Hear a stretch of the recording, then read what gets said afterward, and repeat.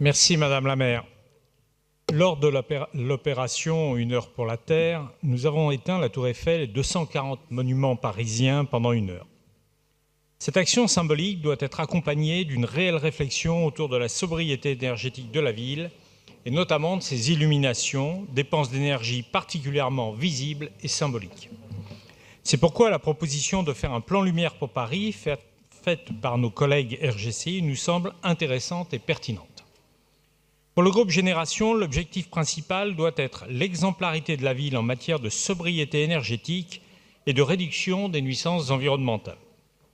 Les enjeux de beauté, de bien-être, de valorisation du patrimoine et d'ambiance liés à la lumière la nuit sont très importants, mais ils doivent être mis en perspective dans le cadre de l'urgence climatique et des objectifs du plan climat.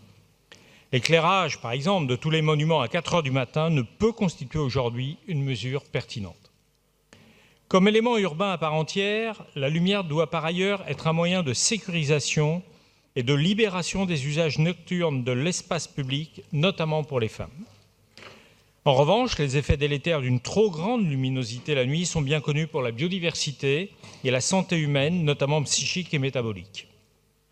Avant tout, il est urgent de supprimer tous les usages inutiles et excessifs de la lumière et de viser la sobriété de l'éclairage en garantissant par exemple que tous les locaux municipaux et les équipements électroniques, comme les ordinateurs, sont éteints la nuit, de manière automatique et ou contrôlée. Cette recommandation figure d'ailleurs dans un rapport que je vous ai remis il y a déjà plus de 3 ans. Il est impensable qu'en matière d'économie d'énergie, notre ville soit encore aujourd'hui trop peu intelligente.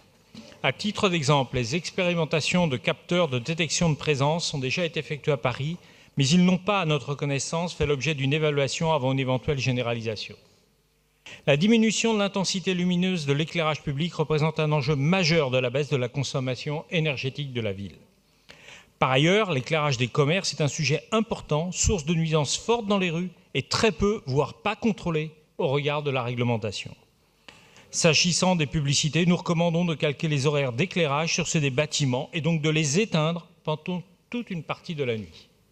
Enfin, la question de la source d'énergie utilisée pour l'éclairage public parisien doit être posée.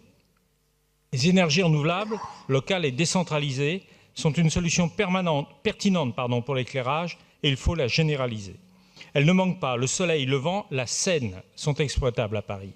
Alors je le redis une nouvelle fois, nous souhaitons que soit sérieusement étudiée l'hypothèse d'un éclairage des ponts par des petites hydroliennes, solution retenue dans des villes ayant pourtant des cours d'eau moins importants que notre fleuve. Je vous remercie.